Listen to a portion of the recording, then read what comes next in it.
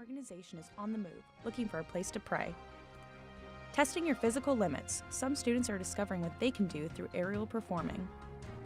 And we'll take you to Kentucky to meet some farmers who are making sure the lamb population continues to grow.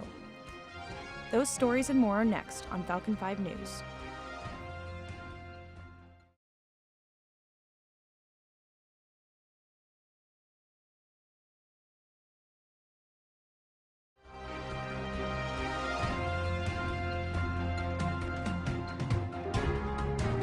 Live from the campus of Bowling Green State University, this is Falcon 5 News. When many of us grew up, we enjoyed watching the circus, and we thought that working in the circus would be fun. One BGSU student is showing that she has what it takes to be a circus performer. Molly Wells joins us live in the newsroom with more. Molly? Thanks, Mimi. BGSU Circus Arts Club hosts an aerial silk night about once a month. Participants learn skills such as climbing, spinning, and twisting on silk-like fabrics. Amelia Chapman began aerial performing about 6 years ago. She says the club offers skills that anyone can try. Don't be afraid to do it. Just put yourself out there. You'll never know what you're great at until you try it. Now guys, I actually had a chance to try some of these moves, and let me tell you, it's a workout. But the club is also open to those with other circus interests, such as one member who's actually a unicyclist. Mimi? Many people celebrate this coming of the spring with cleaning. Others celebrate with a splash of bright powdered colors. Members of the India Students Association gathered at the Spirit Rock this week. They celebrated their culture with music, food, and color. The festival, known as Holi, is a Hindu tradition. It commemorates this coming of spring, new beginnings, and the triumph of good over evil. Laughter and powder filled the air as students coated themselves in various neon colors. Dancing to festive music followed.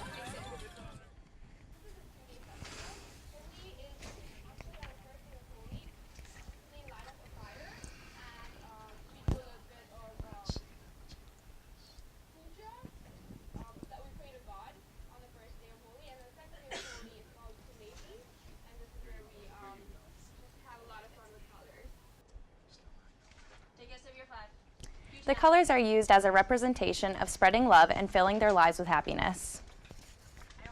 The Winter Olympics ended just a few weeks ago. And the Bowling Green Curling Club is located right off the Dixie Highway. From the curling of the ice to the baseball diamond, Mother Nature is playing havoc with the BGSU Falcons schedule. Parker Kern joins us with the latest in sports. Parker? Thanks, Mimi. The Bowling Green State Falcons baseball team looks to wrap up its non-conference schedule with the first home win of the season. The Falcons met up with the Dayton Flyers before moving on to conference play in the MAC. BGSU is coming off a 3-game sweep to the University of Michigan. The Falcons have struggled this year with a record of 3-16, but they were looking to gain confidence against the Flyers. Conference play begins tomorrow at home with a game against Ohio. The Falcons are looking to improve on their conference record from last season. They finished 9-15 in the MAC and in 4th place in the East. But I thought it was just a great team win. I thought we did a lot of great things today. We talk about the 3 phases, you know, the pitching, the defense, and the hitting. I thought we did a really nice job. A healthy body and a healthy mind. It takes a little work, but it's possible to have both. And the key may be simple exercises. I found out just how simple during a workout at the Carter Historic Farm. Now we drop this right hand. Pouring, single whips, and arm circles. These Tai Chi moves and more were featured at Healthy Bodies, Healthy Minds at Carter Historic Farm in Bowling Green on Tuesday afternoon. Healthy Bodies, Healthy Minds is an opportunity for individuals from Bowling Green and surrounding communities to relax and build community with one another. Jump facing straight ahead. Meetings usually begin with 10 minutes of stretching and warm-up exercises, followed by Tai Chi for the remainder of the hour. Well, every week we meet together and we're doing Tai Chi, 24 movement Yang form. And we're working on balance, strength, coordination. It's about inner awareness of the body to greater expand the outer awareness. Healthy Bodies, Healthy Minds is a relaxed and informal group that focuses on physical and mental wellness. Messer breaks down the movements piece by piece. This approach and relaxed pace makes the material easy for participants to digest and is changing their lives for the better. It's been a wonderful experience. Because Tai Chi is such a slow movement, it kind of de-stresses you, and with everything going on that I have at home and with my parents, it just helps to de-stress, and it's been a tremendous help for that. I really look forward to coming every week. Participants come prepared and ready to learn and leave with a little something new every week. Over to the left. Press up slowly. So as you can see, a very wonderful and relaxing time out there at Carter Historic Farm. That's it for sports this week. Mimi, back to you. Thanks, Parker. Everyone knows about March Madness, but there's a new twist, Marchery Madness. Workers from Wood County Parks taught people of all ages basic skills for archery. It happened at William Henry Park in Pemberville. The focus was on body posture and aiming, including hitting moving ball targets. Oh, man, getting good. Oh, boy. Good. All right, guys. I love it. Archery is one of those sports that's super diverse.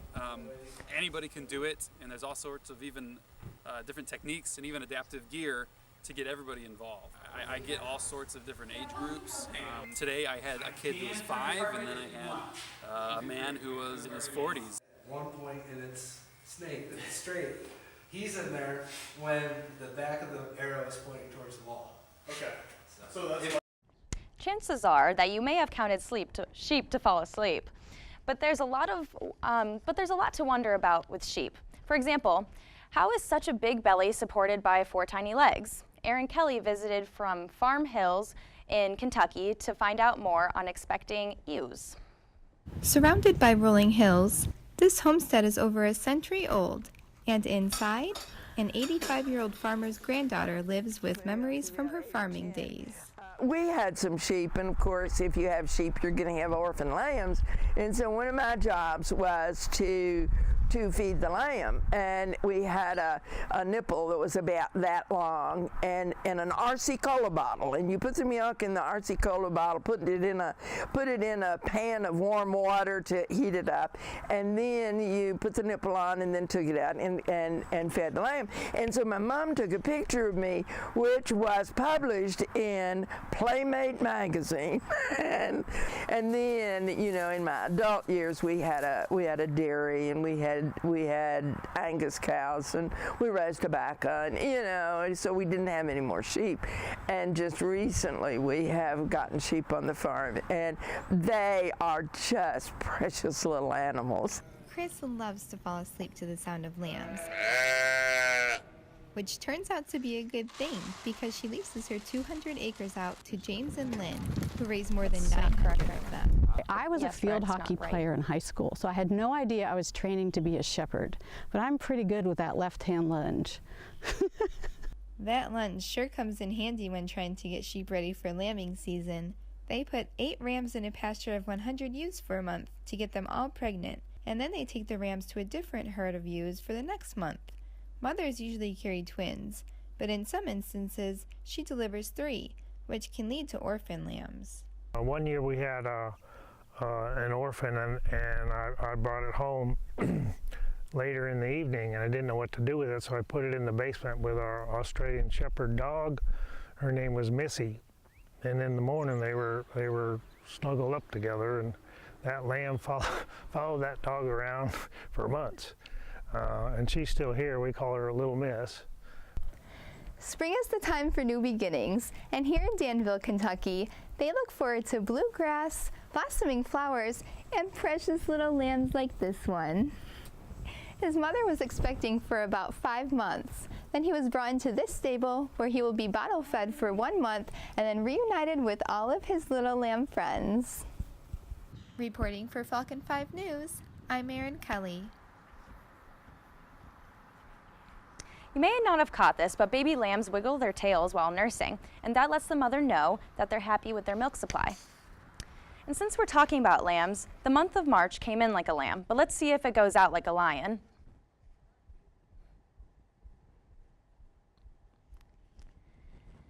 The weekend will start off partly cloudy and end up pretty sunny, but we're still approaching colder weather. As for the rest of the week, it's going to get a little warmer, but we'll see some rainy showers towards the end of next week.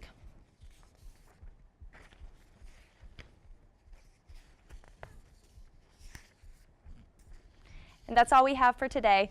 Thank you.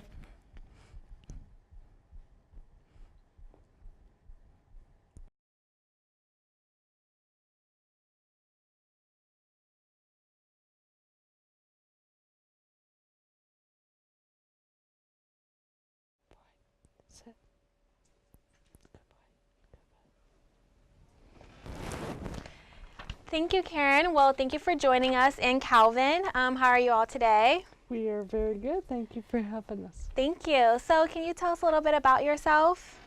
I worked at a bank for 20 years and I retired, and I've been home for the last 10, almost 11 years. I got Calvin 2 years ago because my disability with MS got worse, so he became my companion. How long have you had Calvin? 2 years. 2 years exactly. Okay, so what is the process like? You first need to do an online application. From that, someone will call you. You do a phone interview. From that, you do an in-person interview at your house. From that, you do another interview at the center. And then from then, you get entered on a waiting list that's 18 to 24 months. Oh, wow. Yeah, I actually waited I'd say a little over 2 years to get Calvin. Wow. So now can you tell us, is it free or do you have to pay? Sometimes you hear that service dogs can be like a large lump sum of money. Yeah, Calvin is roughly about $20,000 to $30,000 if you were to go out and buy him. The ADAI is who trained him, and they're an affiliate of the Ability Center of Toledo. They're in Sylvania.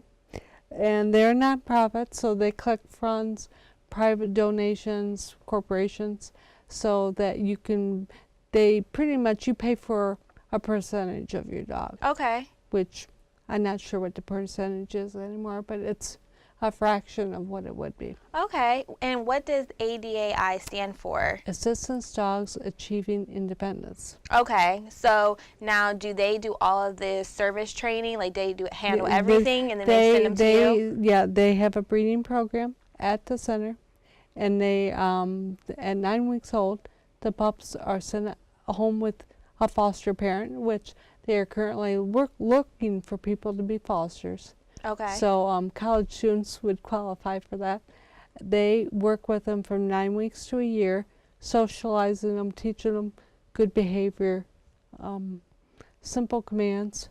In 1 year to 2 years, they go on to another trainer, which works with them. That process has been changed recently, so I'm not sure what it is. And then at 2 years, they meet up with their new owner. Okay. And then we work together for 2 whole weeks. We go out, we do stuff at the center, we go in public. Okay. And do anything that we're going to do in the future, going to restaurants, going shopping, whatever. We learn to work together. Within a week and a half, Calvin got to come home with me. Okay. And start living with me at home, and then we get up in the morning and go back to the center for further training. So it seems like a very tedious process. It's a lot like adopting a baby. It really What is. kind of dog is Calvin? Calvin is an English Lab. Okay, now is that all that they use are English Labs, or do they use other types of dogs? ADAI primarily uses Labs and Golden Retrievers, or mixes of the two. Why is that? Those 2 dogs are really well known to be family-oriented, people-oriented, friendly. They love to play. They love to learn. They love to retrieve. Having a disability, I drop everything I pick up. Right. And then he gives it to me, and I drop it again. Okay. You know, so they don't care that they're picking up the same item for me 2 to 3 times. To them, it's like, oh, okay, let's do it again. Right. So that type of breed is very valuable Okay. for the retrieving aspect and the learning also.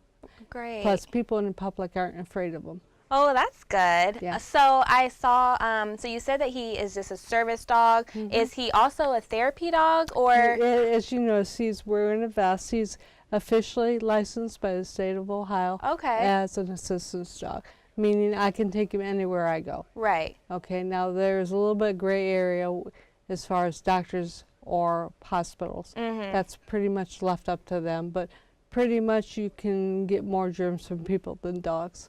But pretty much you can go anywhere with me. But I was already visiting a nursing home volunteering twice a week, so Calvin became part of that process. And in doing that, I determined that I was confusing people. Here I'm bringing my dog to greet people. Calvin, come. Oh, Calvin's got a scratch. And he was, playing with all these people, and people were like, wait, he's a service dog, I can't play with him. Right. So I contacted the ADII, and I bought a scarf for him. So 2 days a week, he works as a service therapy dog. Okay. See, he loves his treats. Dogs, both assistance dogs and therapy dogs are trained with treats. Okay. So for any training, if he greets someone, if he greets you or one of your friends, he's going to lay his head on my lap to get a treat. Okay, so I know you said that you give him a treat, but how do you maintain his weight? Because if you're always feeding him treats, if he's going everywhere with you, how do you make sure he's not getting, I don't know, obese? Is that the word? Yes, exactly, because Calvin does have a weight requirement. What is that requirement? We need to stay, thinking it's between 62 and 69 pounds is the max, because the last time we weighed him, we took his vest off, and he was 1/10 of an ounce below his weight. So we get weighed yearly. We get certified yearly for the first couple years, and then I believe it's every other year. So he does have to maintain his weight. If he gets way obese, way over, they can take him away from me, because that is my contract that I keep him healthy. Right. That would be one of the So things. how do you balance, how do if you're gonna give him a treat or not give him a treat because you don't want him to be, obviously taken away from you? I need to keep him well exercised. A little bit hard to do in the wintertime. But what they recommend, they have different value treats. You have your regular value or you have your high value. Regular value would be, they suggest just taking his nightly food portion, putting it in your treat bag, which I carry inside my chair, and using his dog food one piece at a time for your treat. If you need something more high value, because it's something they really don't like doing or they're reluctant to do, then I have other treats, I have these little blueberry treats that I'm using here today. And if I use those, these on the bag, it tells me how many calories they are. So if I use a lot of these, I'll just cut back on the amount of food he gets tonight. Okay, so what stuff does he not like to do? What do you have to use a high value treat for? Calvin is afraid of doors. Poor baby. He's had some doors. We've had some mishaps with automatic doors closing on us. No fault of his or mine. They just didn't work right. And so he's gotten a little bit afraid of doors. He will open doors for me. He will close doors for me, but he's very hesitant. So he needs a little bit more encouragement. Huh, baby? So do you always have to just put the treat in front of him to make him do it? I just tell him. The regular treats I call treats. Cookies, I call them the treats I actually make myself or a friend makes for me. I call them cookies. And he understands what a cookie is. So if it's something he really doesn't want to do, and because he's so smart, he can be obstinate. he's sort of like a 2-year-old constantly. And if he really is, I'll say, well, how about a cookie? And show him the cookie and say, you don't get it till you do it. And it's amazing how quickly he will work for you. Wow. Well, that's good. So how, since this process that you've had him, how has he helped you with your condition, just everything? How has it been? Would you say that your life has changed? Do you feel more independent? Talk about that. It was really hard after working 20 years and then retiring and then getting sicker and being at home. So he's a great companion. We get out pretty much 5 days a week out of the house. And We're very approachable. Matter of fact, I can't go anywhere without stopping. Really? 6 to 8 times per store for people wanting to play with Calvin. We are a little bit different that way. Most service dogs won't socialize with you. They won't look at you. They won't wag their tail, but Calvin wags his tail at everyone, except for those people that don't like dogs. He seems to know that, and he won't bother them. But he especially likes elderly people, disabled people, or small children. Aww. So he just starts wagging his tail and his butt starts going, and then of course they're like, and they go over and play with him. Aw, well that is nice. So I'm really interested in seeing exactly like some of the things that you were talking about that he can do. Can we see some of those things? Sure, we can do some here, can't we, Calvin? Yes. Would you like to help with our Yeah. demonstration? Okay. Here. If you would put this leash, unhook him from this harness and put that on his collar. Put this on his collar? Okay. Just put your paper down there. Ron's going to help us, okay? So I'm putting this on his collar. Yeah, okay. And then And then take this one off? Yeah, Okay. you won't be able to leave me otherwise. Okay. Okay. Just walk him away from me a little bit. Okay. Come here, Calvin. Go with Sean. Is Go he with Sean. Come here. Okay. Sit. Stay. Okay, drop his leash. Tell him to stay. Stay. Okay. Come over here to me. Calvin, leash. Bring. Thank you. So, this is just one thing he will, yes, your mommy will give you a treat. He's very anxious about those treats. Okay. One of the things that, as I said, I don't have very good balance anymore, so, oh wait, I don't have my keys. Did I leave them in the car? I don't know. Is there something else you can use? Let's use my wallet. Okay. I'm thinking that our keys are. Oh yeah, I think they're in no car. That's okay. What's this? This is Mommy's wallet. One of the things that Calvin loves to do when I go to the bank weekly, he's trained. I'll put my transaction in my wallet, and Calvin will take it. Okay, and then this will be hard to demonstrate because we don't have a teller's card, but he'll take it. Here, Calvin, take to Sean. Give to Sean. Give to Sean. Thank and you. He'll teller. He'll actually Thank you. jump up on the teller station. Okay. You will do the transaction. You'll give it back. So give the wallet back? Yep. Okay. He'll jump back up and get it. Calvin, bring. And then he'll bring me back my wallet. Then he can do the same thing in the store for me. Really? Let's say I'm at Walmart or Myers, wherever. I can, pay. Let's say I wouldn't be able to run my card myself. I can just have Calvin give him my card. I could actually just hand him my ATM card and he will hand it to him now. I generally don't do that because dogs do slobber. Really? Yeah. But that's one of the things we do, huh? What else should we do for Calvin? You mentioned earlier that you drop something, so I drops it. Does he always pick it up when you drop it? He does. So, let me see if I have a pen. Oh, here I got two things for us. I'm gonna drop the pen, okay? And you're gonna go pick it up for me, okay? Go get it. Take, bring. He's also trained to bring things to me. He knows, like, for instance, if I want to lay down, I can tell him to go get my pillow, go get my blankie, and he'll bring it to me. Thank you. Another thing that I tend to drop a lot, I don't really want to drop my phone. Can you hear you just lay on the floor over there? He's trained to go get the phone for me. So this is my cell phone. If I drop it, he'll go get it for me. But he's also trained to get the landline in my house. So Calvin, take the phone. I can actually use the word phone, and he'll go get the phone for me and bring it to me. So let's say I fall over in my chair and I can't get to the phone. Oh, okay. If he can get to my cell phone or if he can get to the home phone. Okay. I can say, Calvin, go get the phone. Yes.